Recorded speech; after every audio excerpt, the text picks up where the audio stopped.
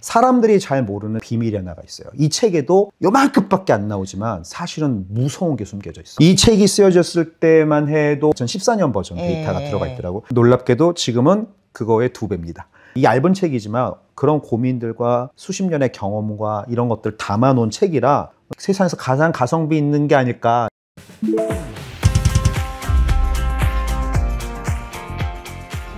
안녕하세요. 혁신 전파사입니다. 저는 최영욱. 안녕하세요. 저는 전진수입니다. 또 이렇게 만났는데 오늘은 북토크를 하기로 했죠. 네, 북토크하기로 했죠. 우리가 본 책들 중에 굉장히 많은 감동과 인사이트를 얻은 것들을 좀 공유하자. 이런 차원으로 우리가 시작을 했고요. 그래서 그 첫 책은 제가 골랐습니다. 네, 너무 재밌게 잘 읽었습니다. 네. 제가 고른 책 혹시 이거 제가 왜 골랐을까요? 제가 여쭤봐야 되는 거죠. 지적 자본론이라는 책을 골라서 이 책을 가지고 먼저 얘기를 해보자라고 말씀을 주셨는데 사실 좀 되게 궁금했거든요. 사실 오늘 이제 저희가 고른 책은 마쓰다 무네야키라고 하는 사람이 쓴 이 지적 자본론이라는 책인데 사실 이 사람이 뭐로 유명하냐면 츠타야 서점으로 유명합니다.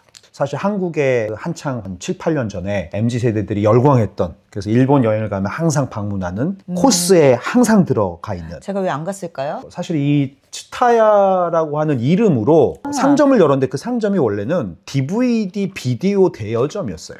네. 책 서점이 아니고. 그래서 30여 년 전에 이 CCC라는 회사를 만들고 사람들에게 어떻게 하면 책을 매개점으로 해서 만나고 시간을 향유하고 그 안에서 즐거운 경험을 하게 만들까. 그래서 그 관점에서 시작한 질문으로 만든 게 츠타야 서점이라는 곳이고요. 아, 그렇군요. 네네. 제가 이 책을 본 지가 벌써 한 10년 가까이 되는 것 같아요. 되게 오래된 책이고요. 이 마쓰다 무네야키라는 사람이 이 CCC를 창업을 하고 그 시창업 이후에 비디오 렌탈 사업이 세상의 변화로 인해서 사실 그것만 가지고는 더 이상 시대와 호흡할 수 없게 되면서 그 다음은 뭘까를 고민하다가 책을 연계로 한 뭔가를 한번 더 진화시켜야겠다. 그래서 츠타야 서점이라는 걸로 진화를 시켰고 그 서점이 사실은 일본에 가면 굉장히 다양한 지점들이 있어요. 한국 사람들이 제일 많이 가는 데는 이제 다이칸야마. 또 그 시부야 지점. 그 시부야는 사실은 그 시부야 스크램블 때문에 많이 가긴 하는데 사실 일본 전체에서 가장 돈을 잘 버는 스타벅스가 그 시부야. 아, 그래요? 츠타야에 있는 스타벅스입니다. 그래서 굉장히 다양한 시도를 했던 그 마쓰다 무네야키가 도대체 그것을 왜 했는지. 이 책이 쓰여진 것도 거의 뭐 한참 10년 넘게 됐지만 그 전에 어떤 것들을 고민하면서 그런 일들을 했는지가 잘 담겨 있어서 얇지만 저는 굉장히 재밌게 봤던 책입니다. 네. 이제 이 책은 말 그대로 지적 자본론이라는 책이고 경영 철학에 대해서 이제 이야기를 하는 내용으로 되어 있어요. 더 이상 지적 자본이 없는 회사는 살아남을 수 없다가 결국 이 책의 내용의 골자이고, 지적 자본은 이제 무형의 자산인데 단기적으로 계속 혁신을 이뤄낼 수 있는 핵심으로 이제 거기에 인적 자본, 구조적 자본, 관계적 자본을 다 이야기하고 있어요. 그래서 인적 자본은 직원들이 갖고 있는 지식이나 기술 경험을 이야기하고, 그다음에 구조적 자본은 그 조직 안에 일하는 프로세스 그리고 의사결정하는 방법까지를 다 이야기하고 있고, 그다음에 관계적 자본은 이 회사가 고객과 관련한 파트너들과 어떤 관계를 가져가느냐, 이런 것들을 다 통틀어서 이제 지적 자본이라고 이야기를 하더라고요. 그 다음에 이제 이 저자가 스테이지를 이제 3개로 나눠요. 산업혁명 이후의 대량 생산의 시대는 상품 부족 시대라고 첫 번째 스테이지를 얘기하고, 그 다음에 두 번째 세컨 스테이지를 상품 풍족의 시대라고 얘기를 합니다. 그래서 그때는 이제 인터넷과 IT 기술의 발전, 이제 세 번째 스테이지가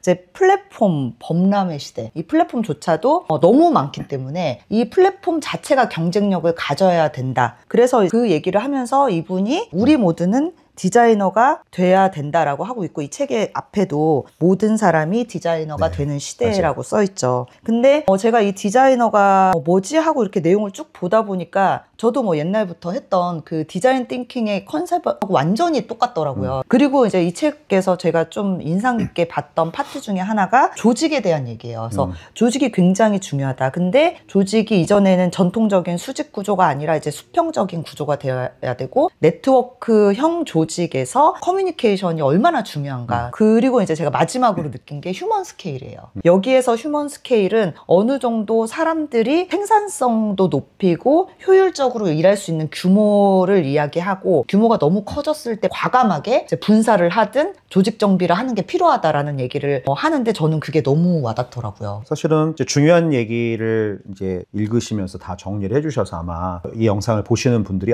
이 책 읽고 싶은데 라는 생각을 하시는 분도 계실 거고 어떤 분들 안 봐도 되겠다. 다 설명해줘서 안 봐도 되겠다 이렇게 생각하시는데 편하게 선택을 해주시면 좋을 것 같고 가장 중요한 내용이 저는 이 앞에 나온다고 봅니다. 사람들에게 받아들여지지 않아 사라져버린 세계 최초는 정말 많다. 그렇기 때문에 나는 CCC의 사원들에게 세계 최초를 지향하지 말고 고객가치 최대를 지향하라고 말한다.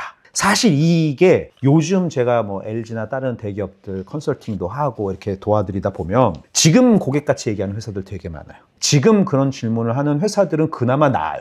그걸 그래도 고민하고 있으니까. 근데 그렇지 않은 회사들도 되게 많거든요. 우린 돈만 잘 벌면 돼. 뭐 이런 데들도 많은데 벌써 10몇 년 전에 고객가치에 대해서 고민을 했다라는 게 이 책의 첫 번째 나오고요. 그래서 여기에 그 다음 바로 이어서 나오는 게 있어요. 사건은 회의실에서 발생하는 것이 아니다. 현장에서 발생하는 것이다. 라는 말은 영화 춤추는 대수사선이라는 영화에 나옵니다. 일본 영화인데 저는 이 부분이 마쓰다 무네야키가 가지고 있는 생각을 가장 잘 대변하는 내용인 것 같아요.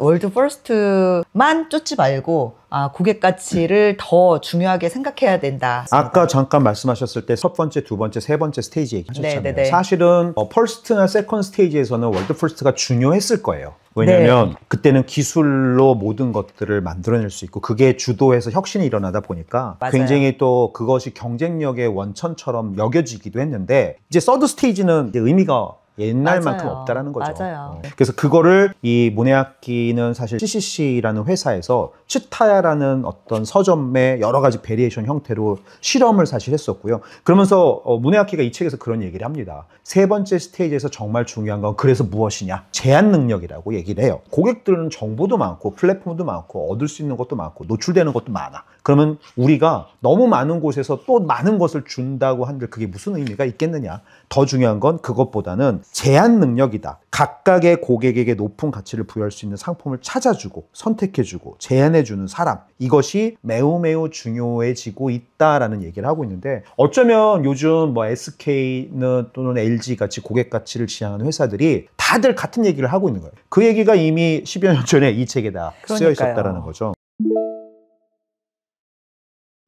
네. 사실 저는 일본에 갔을 때 이 츠타야를 굉장히 많이 가봤어요. 제가 관심이 있었고 저는 이제 관심이 있으면서 동시에 궁금한 거는 눈으로, 손으로, 발로 반드시 경험하고 확인해 봐야 되는 스타일이거든요. 그러니까 사실 마쓰다 무네야키도 그런 얘기를 합니다. 발로 뛰면서 축적을 해야 그게 지적 자본이다라는 얘기를 하고 경험으로서 그것이 느껴질 수 있어야 환원될 수 있어야 그것이 비로소 지적 자본이라는 얘기도 하는데 저는 이제 그런 관점에서 츠타야 서점들을 다양한 지점들을 가봤고요. 그리고 아까도 스타벅스 얘기했지만 이 마쓰다 무네야키가 저는 참 대단하다고 생각하는 게 우리나라 같은 경우는 신세계가 스타벅스를 이렇게 가져와서 한국에서 운영을 하고 지금은 이제 지분이 뭐 100% 다 넘어오긴 했지만 신세계가 운영을 하고 있잖아요. 일본 같은 경우는 스타벅스를 들여온 게 사자비 리그라는 거예요. 사자비 리그라는 리테일 회사가 들여와서 운영을 하고 돈을 많이 벌었는데 츠타야는 사실 그 사자비 리그랑 상관이 없는 회사잖아요. 근데 이 마쓰다 무네야키가 책을 기반으로 해서 뭔가 새점을 큐레이션하고 이걸로 새로운 가치를 제안할래 라고 했을 때 뭐니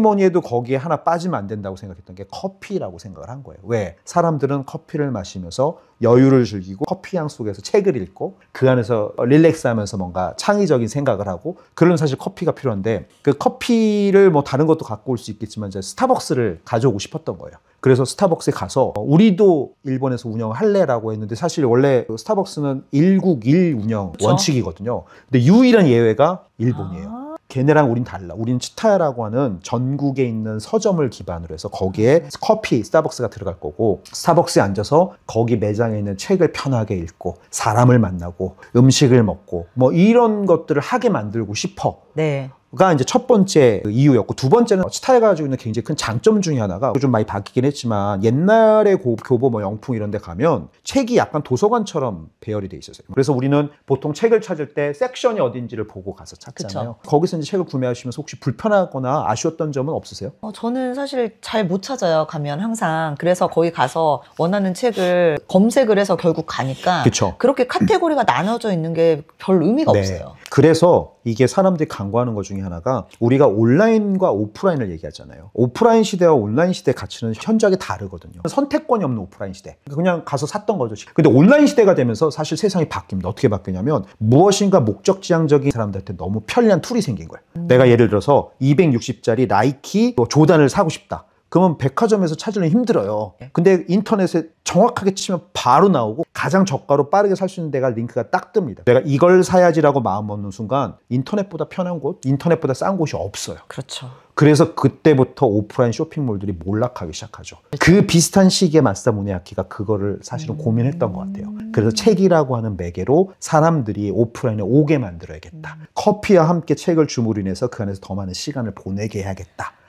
그러면서 동시에 뭐가 거기에 있냐면 오프라인에서 책을 사거나 물건을 사는 패턴은 온라인과 달라야겠다. 그래서 오프라인이 갖고 있는 장점을 얘기합니다. 즉시성과 현장성. 맞아요. 내가 무슨 책을 사야겠다고 가지 않고 갔을 때는 장점이 하나 있어요. 매대마다 다니면서 무슨 책이 나왔지? 베스트셀러가 뭐가 있지? 하나씩 들춰보다가 가끔 가다가 정말 놀랍게도 내가 정말 원하고 바랬던 책을 발견할 때가 있어요. 그래서 오프라인이 사실 좋은 건 발견지향적 쇼핑에 너무 좋아요. 그거 자체가 여정이자 경험인 거잖아요. 그래서 치타야가 어떻게 그거를 설계 디자인을 해서 녹여 넣냐면 발견될 수 있게 큐레이션 하는 거예요. 그래서 예를 들자면 등산이라고 하는 카테고리에 책과 용품과 여러 가지 것들 관계된 것들이 한 군데 다 모이는 거예요.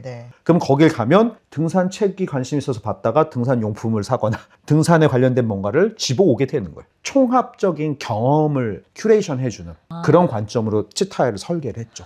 다음에는 정말 꼭 가봐야겠네요. 네, 그 관점을 처음으로 시도한 게 치타야였기 때문에 또 의미가 있고 다이칸야마 같은 경우는 거기에 T사이트라는 걸 만들거든요. T사이트는 레스토랑과 서점과 여러 가지가 한 군데 다 있는 거예요. 복합 문화 공간이죠, 일종의. 그래서 그 안에서의 체류 시간을 최대한 늘리면서 여러 가지 설계 요소를 한 군데 모은 거예요. 그렇게 만들므로 해서 사실 되게 성공을 했고, 사실 이 치타야가 그 사람들에게 굉장히 좀 알려지게 된 거는 다케오 시티라는 곳에 공립 도서관이 있어요. 근데 다케오 시티라는 아주 작은 도시, 소도시인데 그 도시의 시장이 사람들이 잘 찾지 않는 공립 도서관을 갖고 있어요. 시장이 고민을 합니다. 도시도 작은데 도서관엔 비용이 매년 들어가는데 이 사람들이 오질 않으니까 이거 어떻게 하면 좋을까 하다가 지적 자본론 치타야의 사례를 보게 된 거예요. 깜짝 놀란 거예요. 그래서 찾아옵니다. 야, 우리 다케오의 공립도서관인데 치타야처럼 만들어줘. 근데 이걸 또 냈던 마사다 무네아키가 듣자마자 자기 생각에 공감을 해주는 거에 첫 번째 반했고, 두 번째는 이 공립도서관도 그렇게 할 수 있다고 믿은 거예요. 그래서 공립도서관을 치타야처럼 정말 복합 문화 공간으로 만들고, 더 중요한 거는 도서관은 도서관에 새긴 체제가 있어요. 그걸 다 깨고 치타야 방식으로 다 바꾸고, 세계 최초인지는 잘 모르겠으나 스타벅스를 도서관에 집어넣어요. 그래서 다케오 시티 안에 도서관에 지금은 인구보다 더 많은 방문객들이 매년 온답니다. 그 도서관을 보기 위해서. 그래서 이런 여러 가지 혁신들을 계속 끊임없이 해오고 있는 곳이 저는 치타야라서 이 책도 좋지만 직접 갔을 때 감동이 되게 컸어요. 정말 꼭 가서 느껴보고 싶네요. 가장 최근에 갔던 치타야 지점 중에 후타코 다마가와라는 곳이 있어요. 도쿄 안에 있는 부촌입니다. 우리나라로 치면 어디쯤이라고 할까요? 뭐 분당이나 판교 같이 신흥 부유층이 가장 많이 유입되고 일본 사람들이 가장 살고 싶어하는 동네로 항상 꼽히는 곳이 이제 후타코 다마가와라는 곳이 있는데, 거기에 이 치타야 새 지점이 생겨요. 그 지점에는 특별한 이름이 붙어있는데 치타야 가덴. 가덴은 일본어로 쓴 거, 한국말로 바꾸자면 가전이에요. 그래서 가전을 중심으로 한 서점입니다. 그래서 딱 들어가면 1층에 전자레인지, TV서부터 모든 가전이 다 있어요. 그래서 여기는 어떤 곳이냐, 가장 부유한 층이 많이 살고 젊은 층들이 가장 많이 살다 보니까 치타야가 이곳에는 가전 수요가 굉장히 높고, 그러면서 가전도 큐레이션하고 제안을 해야 된다 해서 가전이 실제 부엌처럼 꾸며져 있어서 하나하나 다 체험하면서 써보고 경험해 볼 수 있게 해놨어요. 직접이요? 직접이요. 그리고 더 중요한 건 그 치타야 가덴에 가면 거기에서 그 담당 섹션별로 전문가들이 한 명씩 있어요. 예를 들면 사진 코너에 가면 사진 전문가가 한 명 있어. 치타야 직원이에요. 이 직원이 원래 직업이 뭐냐면 사진사야. 20년, 10년 동안 사진을 찍었던 친구인데 거기 와서 고객들이 카메라에 대해서 궁금해하면 그 사진 전문가가 설명을 해주는 거야. 그래서 그런 특정한 큐레이션들이 다양한 실험으로 또 이루어지고 있는 곳이 또 치타야입니다. 정말 새로운 시도를 많이 하네요. 이 책에는 아직 후타코다마가와는 지명 이름만 나왔거든요. 아직 네. 안 만들었을 때 쓴 책이에요. 야, 내가 사실은 가전, 우리 책, 음반 뭐 4가지 얘기를 하잖아요. 그러면서 마지막이 가전이었어요. 그래서 이 가전을 난 제안해주고 싶은데 그러기 위해서 후타코다마가와라는 지역을 내가 지금 생각하고 있고 거기에 새 매장을 열려고 하고 있어라고 써있어요, 책에. 그래서 그 그렇구나. 매장을 저는 갔다 왔는데 사실 굉장히 매력적인 매장이었습니다.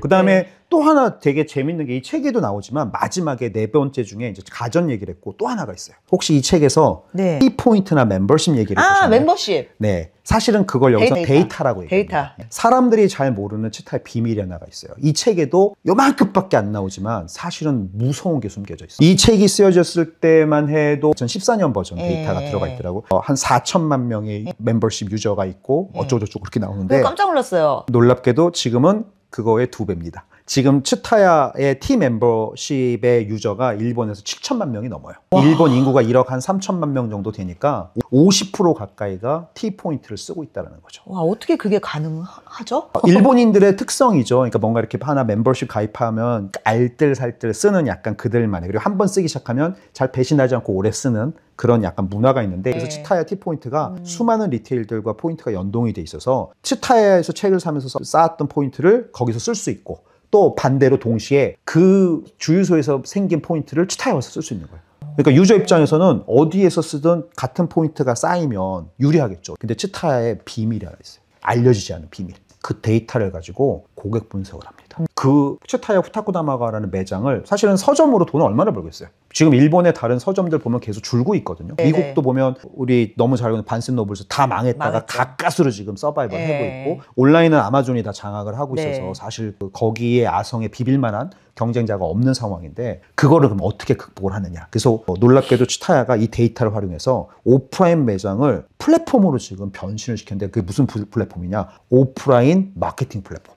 와. 이게 뭔지 혹시 딱 이해가 되시나요? 오프라인 마케팅 플랫폼. 그 츠타야 후타코다마가 매장에 쇼룸이 있으니까 그 쇼룸에서 이제 공개를 하는 거예요. 이벤트처럼. 거기에 고객들을 초대하는, 누굴 초대하느냐? 이 제품에 가장 관심 있어 할 만한 고객들 데이터를 다 있어요. 그러면 그 고객들한테 먼저 노출을 시키면서 설문조사도 하고 바이럴도 받고, 저는 이 실험 자체가 저는 되게 놀랍고, 그 실험에 근거이 되는 아이디어와 이런 것들이 이 책 안에 다 들어있었다라는 게 저는 이제 보면서 되게 놀랐던 지점이기도 합니다. 네, 저는 사실 이 책 처음에 딱 추천받고 보기 시작하면서 되게 옛날 책이고 그래서 별로 다 지나간 거 아니야? 이렇게 생각을 했는데, 아니 그때 이런 생각을 했다고?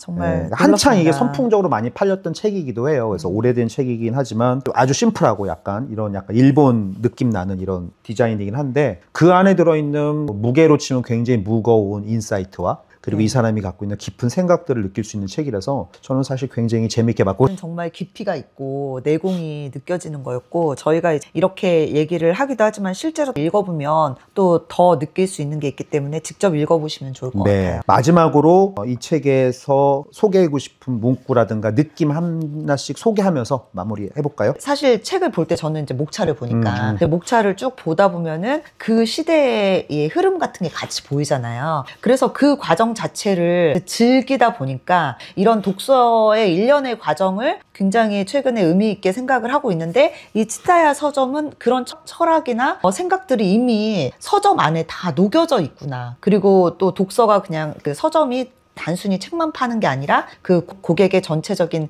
경험이라든지 가치를 함께 전달해야 된다라는 이 작가의 생각을 또 더 깊이 이해할 수 있어서 좋았던 것 같아요. 너무 좋습니다. 저는 이제 그 얘기를 하면서 이제 오늘 시간을 좀 마무리해 보고 싶은데, 책을 몇 권을 써봤는데 너무 힘들어요. 이 한 권을 쓰기 위해서 얼마나 많은 고민과 생각과 준비와 여러 가지 과정을 거쳐야 되는지를 너무나 잘 알고 있기 때문에, 이 얇은 책이지만 그런 고민들과 수십 년의 경험과 이런 것들 담아놓은 책이라 세상에서 가장 가성비 있는 게 아닐까. 이 돈을 맞아요. 들이고 어떻게 거인들을 이렇게 만날 수 있는 너무너무 좋은 방법이긴 해서, 저희가 이제 사실 북토크를 계속 하고 싶었던 이유 중에 하나는 이제 그런 거인들을 소개해주고 그 거인들 속에서 그 이야기를 함께 나누고 싶은 그런 이유이기도 한데요. 그래서 나는 기획한다, 고로 존재한다라는 마사 무네아키의 지적 자본론을 오늘 소개하면서 첫 시간 마무리해 보려고 합니다. 네, 너무 재밌었습니다. 네, 다음 시간에 또 뵙겠습니다.